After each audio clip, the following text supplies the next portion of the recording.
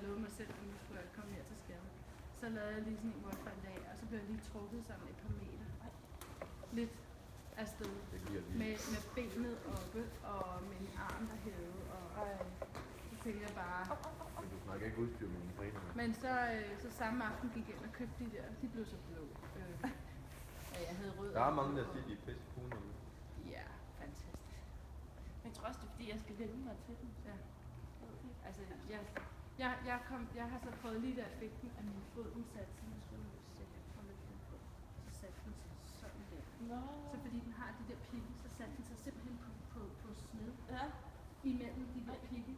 Og så kunne jeg ikke få den fri vej.